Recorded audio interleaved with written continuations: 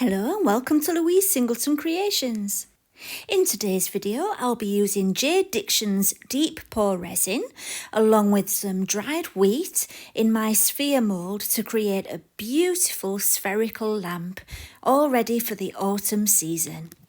If that sounds interesting, stay tuned and enjoy the video.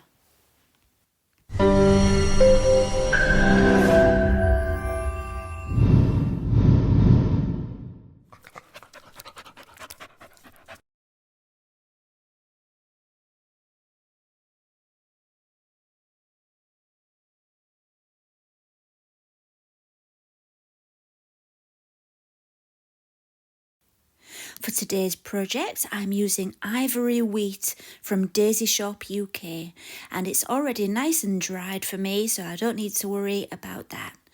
Now, because I'm using a sphere mould, I don't want my wheat to be straight. I want to be able to curve it a little bit.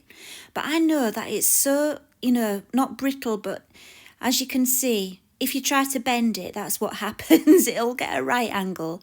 And I don't want that. So what I decided to do, because the stems are hollow, I got some wire, which I had. I'm not sure what the gauge is. I'm not good on understanding the different gauges of wire, but it's not too thin and not too thick. It's just nice and strong and just the right size to put inside the stem of the wheat. So all I did was cut the wire to length. I used some old scissors because I've just moved house, and during the move I seem to have lost my jewellery wire cutters, which would have been perfect, but I couldn't find them. So I used old scissors. Don't use your best ones, it will ruin them, cutting wire with them. Anyway, once I'd cut it, all I needed to do was thread it down the inside of the wheat, and then I could bend it to whatever shape I wanted it to be. I already did a few before filming because I wanted to know if it would work, and it did, so I'll show you now with just one of them and then I'll do the rest off camera. Now what I've done is I've put sticky tape all the way around the outside of the mould, and that way I can add sticky tape to the top and down around the side and it will stick. Otherwise it wouldn't stick to it, have anything to stick to, because sticky tape doesn't stick to the silicone. Anyway, so what you can see I've done is I've put the wheat in, and I folded it over so that it stays in position. And that's the great thing about adding the wire, is that you can fold it over like that. So now that I've added the tape, that won't stay stuck. But because I've got the tape around the outside, which you can't see, I can add another 2 pieces down going round the side, if that makes any sense, to keep that secure. And that's what I did with all the pieces, as you can see. So now that they're all in position, you can see that the first layer around the edge I was able to curve and get to fit the shape of the sphere, and that gave me space to add more straight pieces in the middle. Now then, I want a cavity inside for my lights, and I saw this tip on an artsy mad woman video. She was making a snow globe, and she used one of these bulb moulds to make the cavity on the inside. She actually didn't use this long thin one. She used the traditional bulb shape one, and it worked really well. So thank you, artsy mad woman, for that tip. This is just a lifesaver. So what I did was I just snipped off that bit that was on the bottom of the mould so you could stand it up when filling it, because I'm not going to be using it as a bulb. And yeah, so there you go. I snipped it off, and then I was able to turn it inside out. So that bulb mould is from Let's Resin, and I will be using it a little bit later on. Now it's time to mix my resin. The resin I'm using today is JDiction's Deep Pour Epoxy Resin, which I've never used before, so I was looking forward to having a go with it. I think it's really useful that it's got such detailed instructions on the back of the bottle. That's a definite thumbs up already before I've even used it. So this is a 2-to-1 ratio, this resin. So you use 2 parts of A and 1 part of B. For today's project, I needed to fill my sphere half full because it's an 11 centimetre sphere, and this resin has a maximum pouring depth per pour of 2 inches, so I'm going to fill it halfway. I mixed 300 millilitres of part A and 150 millilitres of part B. It's all measured by volume, not weight. The kit comes with 2 of the JDiction stirring knives, which I really love. I really can't get enough of those. And some nitrile gloves and a handy resin spreading tool. So I think that's really great that they give you those extras. So once my resin was thoroughly mixed, it was time to add it to the mould. Now, deep pour resin is very, very thin, and the reason it's thin is because it can get rid of the bubbles by itself. It takes a long time to cure, and that's a really good thing because it gives it plenty of time for the little micro bubbles to escape by themselves. That's why deep pouring resin is so thin. Once I'd poured the resin in, it was just a case of adding the bulb-shaped mould for the cavity, and then I left it until the next day before adding the next layer of resin in just the same way. The only difference is that on the next layer I left a little bit of space at the top, and that was because I wanted to be able to clip the excess bits of the wheat off and then cover the ends of it with a thin layer of resin at the end. So yeah, if I'd poured the deep pour resin right to the top at this stage, the little bits of wheat would be sticking out the finished piece, and I didn't want that. So that's the reason I do it that way. Right. The next day, and like I said, it's time to snip off those bits of wheat, and at this stage I really wished I could find my proper little snippers because this was a little bit tricky. So yeah, all I did was took off all the tape and snipped all the little bits of the stems of the wheat off until they were as low as I could get them. I really wanted them to be below the surface so that my last layer of resin would cover them. But yeah, I really struggled with those silly little scissors that I had. So for the final thin layer, I'm just using some regular epoxy resin from JDiction because it doesn't need to be the deep pour resin for this one, and it cures a lot quicker. Okay, so in a moment you're going to see it already demoulded.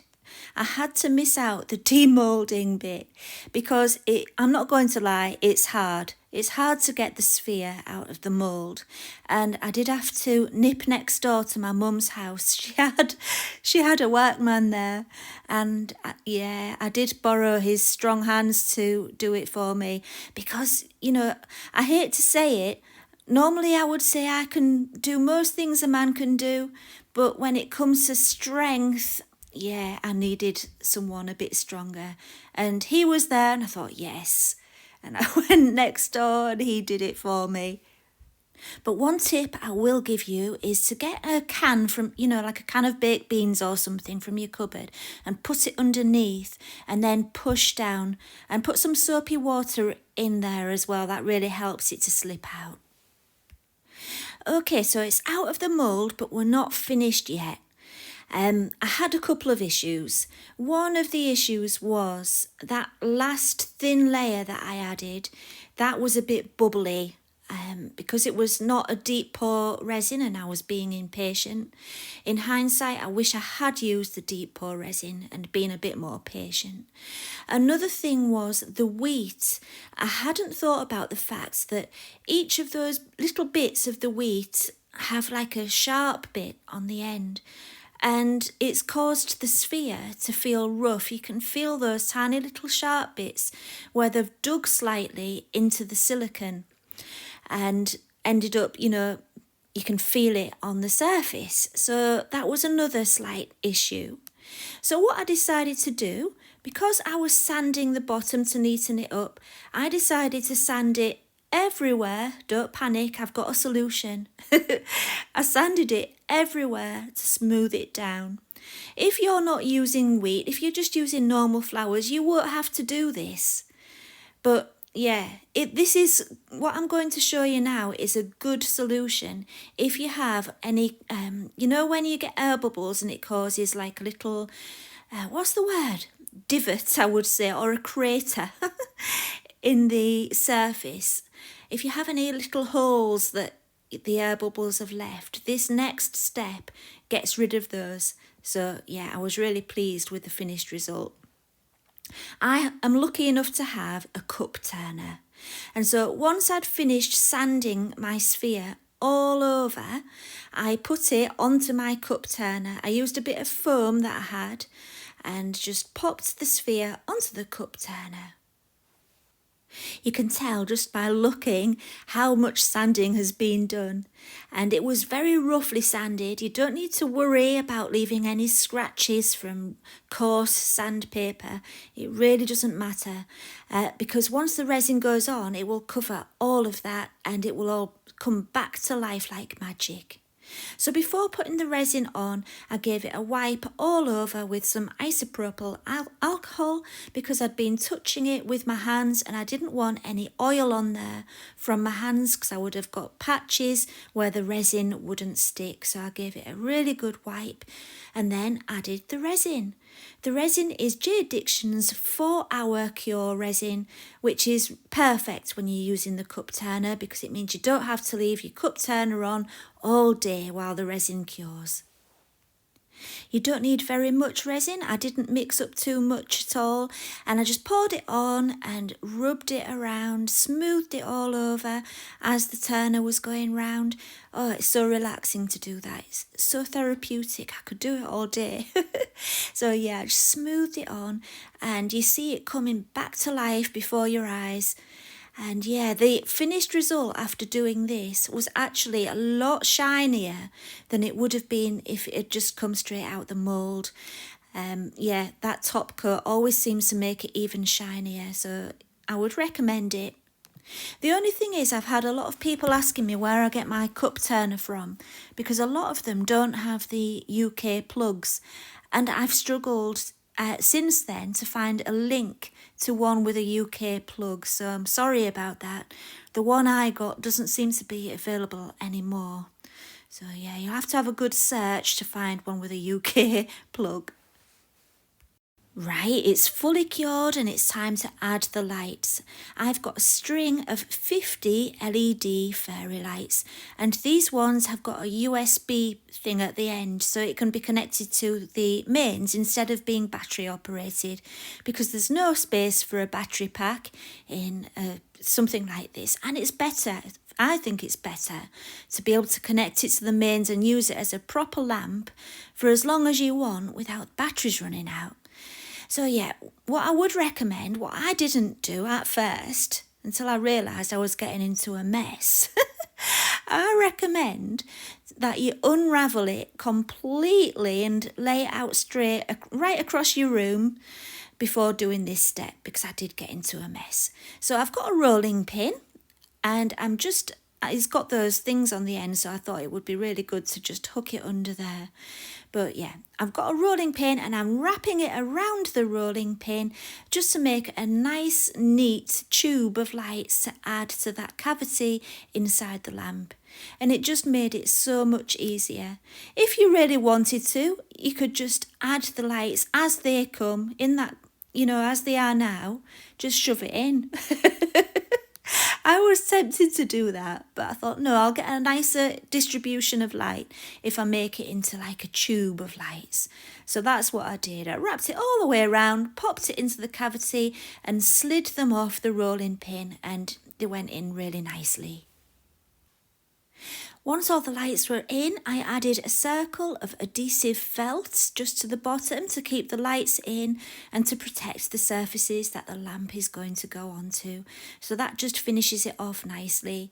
And you know, if ever the lights needed to be changed, it's not going to be difficult to take that off and put some fresh lights in. So yeah, that's what I did, and it's so much easier than thinking about where to put battery packs.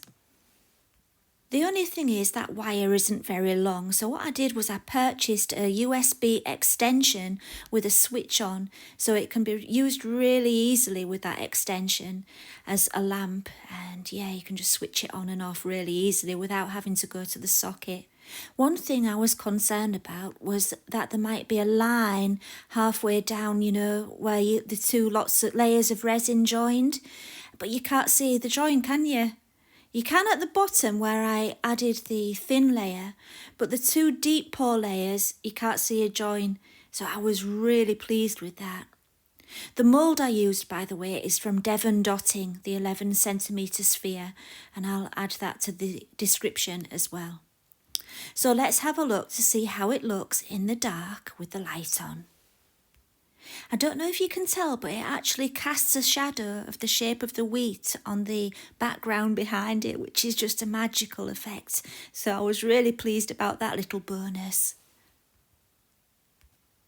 So we've come to the end of the video. What do you think? Do you like the little lamp? I'm really pleased with it. I want to try it with some different kinds of flowers. I think I'll pop over to the Daisy Shop UK and see what else they've got that I fancy using. And the JDiction Deep Pour Resin gets the thumbs up from me. I'm very impressed. There weren't too many bubbles there at all. Very nice indeed.